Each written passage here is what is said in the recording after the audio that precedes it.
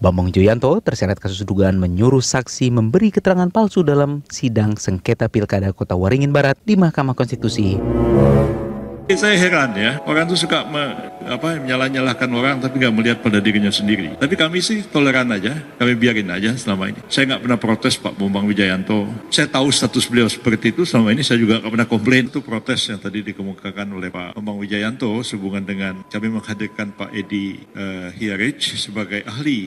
Kita tahu bahwa Pak Edi itu sudah pernah dinyatakan tersangka dan kemudian beliau mengajukan perlawanan ke pengadilan dan pra-peradilan dan pra-peradilannya menang, dikabulkan, dia nggak tersangka lagi. Nah, sekarang ini katanya mau menetapkan tersangka lagi, kan belum. Andai kata pun tersangka, tidak masalah juga. Siapa yang mengatakan orang tersangka tidak boleh menjadi ahli? Bahkan kami patut mempertanyakan status Pak Bambang Wijoyanto itu sendiri. Ya. Beliau itu kan tersangka P21. Mabes Polri telah menetapkan Wakil Ketua KPK Bambang Wijoyanto sebagai tersangka dalam kasus Pilkada Kota Waringin Barat tahun 2010. Dilimpahkan ke kejaksaan, dideponir perkaranya. Status beliau itu lagi apa sekarang ini? Tersangka selamanya, seumur hidup tersangka. Nah, ini yang bikin bingung. Kenapa tadi Pak Bambang itu walk out, teman-teman ya? Kenapa Pak Bambang walk out? Karena Pak Bambang nggak menerima saksi yang menjadi tersangka kasus korupsi. Nah, seandainya pun Pak Edi tadi itu statusnya tadi tersangka, Pak Bambang itu juga ternyata tersangka juga. Tetapi tersangkanya dulu itu adalah kasusnya adalah tentang penyuapan kepada seorang saksi untuk memenangkan perkara di sidang MK juga ya. Dan itu kalau nggak salah di Pilkada Kota Waringin ya. Coba kita lihat ya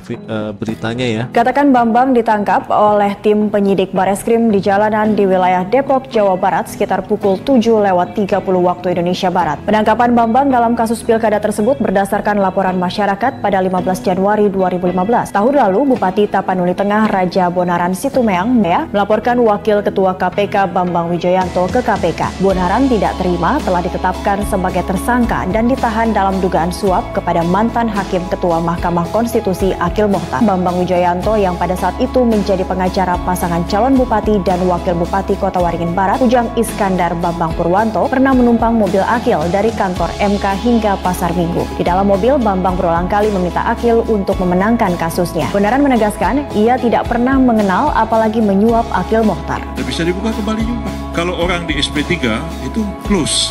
Orang dikalahkan melalui dimenangkan pra-peradilannya close. Orang ini tersangka, cuman di dep, tahu nggak di dep, simpan begini, tidak dimajukan ke pengadilan. Sampai kapanpun dia tersangka. Oh jangan.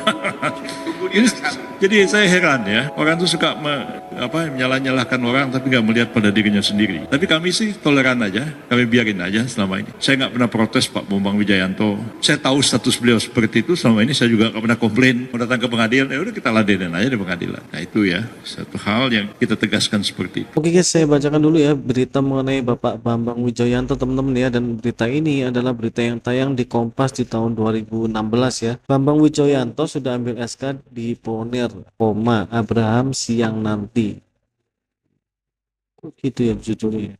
Oke ya, Jakarta Kompas.com. Dua mantan pimpinan Komisi Pemberantasan Korupsi Abraham Samad dan Bambang Wijoyanto menerima surat keputusan diponer kasus mereka dari Kejaksaan Agung pada Jumat tanggal 4 bulan Maret tahun 2016. Dan sekitar pukul 8.30 Bambang menyambangi kantor Jaksa Muda Tindak Pidana Umum di Kompleks Kejaksaan Agung Jakarta. Saya OTW, on the way dari Kejaksaan Agung, ujar Bambang melalui pesan singkat di hari Jumat. Setelah itu Bambang langsung bertolak ke Komisi Pemberantasan Korupsi.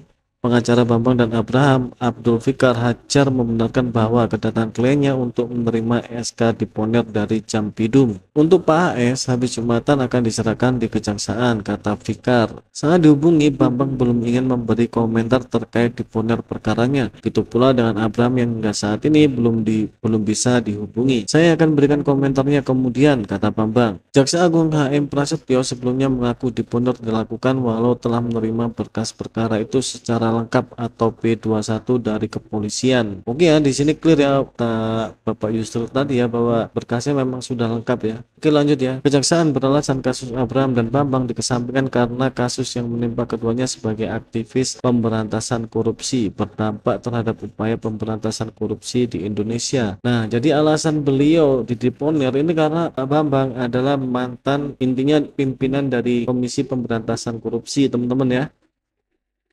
Selain itu, respon masyarakat terhadap kasus yang dianggap sebagai bentuk kriminalisasi ini dianggap akan berdampak terhadap turunnya kepercayaan masyarakat terhadap pemerintah. Sebelumnya, Abraham ditetapkan menjadi tersangka atas dugaan kasus pemalsuan dokumen kartu keluarga dan kartu tanda penduduk atas nama Feryani Lim. Adapun Bambang adalah tersangka perkara dugaan menyuruh saksi memberi keterangan palsu di sidang sengketa hasil pilkada di Mahkamah Konstitusi. Saat itu, Bambang adalah kuasa hukum Ujang Iskandar, calon Bupati Kota Waringin Barat ketika itu. Diponir diatur dalam Undang-Undang Nomor 16 Tahun 2004 tentang Kejaksaan. Dalam pasal 35 huruf C diatur bahwa Kejaksaan Agung mempunyai tugas dan wewenang mengesampingkan perkara demi kepentingan umum. Dalam penjelasan disebutkan yang dimaksud kepentingan umum adalah kepentingan bangsa dan negara atau kepentingan masyarakat luas. Mengesampingkan perkara merupakan pelaksanaan asas oportunitas yang hanya dapat dilakukan oleh Jaksa Agung setelah memperhatikan saran dan pendapat dari badan-badan kekuasaan negara yang mempunyai hubungan masalah tersebut. Oke teman-teman ya, beritanya mengenai Pak Bambang di tahun 2016 clear ya teman-teman ya, bahwa Pak Bambang mendapatkan diponer karena Pak Bambang dihargai atau Pak Bambang mendapatkan penghargaan karena beliau pernah memimpin suatu institusi lembaga negara yang memberantas korupsi. Terus yang lainnya adalah saya nggak tahu, saya mengambil sikap untuk menegakkan integritas sehingga saya menyerahkan pada teman-teman terhadap kesaksian sahabat saya sebenarnya Profesor Edi. Saya tidak mau berdebat terlalu dalam, tapi saya tahu justru bukan Edi yang marah-marah, penjaganya Edi yang marah-marah. Ada OC Kaligis lah, ada Yusril lah, ada macam-macam. Saya bilang ya itulah agak kekanak-kanakan, tapi ya sudah, orang tua yang kekanak-kanakan banyak. Boleh tua tapi belum dewasa ya kayak gitu contohnya. Saya mau berhenti sampai di situ. Terima kasih. Assalamualaikum warahmatullahi wabarakatuh. Mohon maaf Pak Bambang, yang gak dewasa siapa? Tadi Prof Yusril sudah mengatakan ya bahwa beliau tidak pernah menyinggung status dari Pak Bambang. Kan tadi Pak Bambang sendiri yang keluar dari persidangan dan akhirnya itu memicu komentar dari beberapa warga netizen ya, dan akhirnya mengingat kembali kasus Pak Bambang gitu kan. Oke, untuk keseimbangan berita mari kita tampilkan cuplikan berita mengenai Prof Edi yang pernah dijadikan tersangka oleh KPK. Pemirsa, KPK menetapkan Wakil Menteri Hukum dan HAM Edward Omar Syarif Harij menjadi tersangka. Wamenkumham Edi Hiarij ditetapkan sebagai tersangka setelah KPK menaikkan status kasus dugaan penerimaan gratifikasi ke tahap penyidikan. Selain Edi, KPK juga menetapkan 3 orang lainnya sebagai tersangka penerima dan pemberi gratifikasi.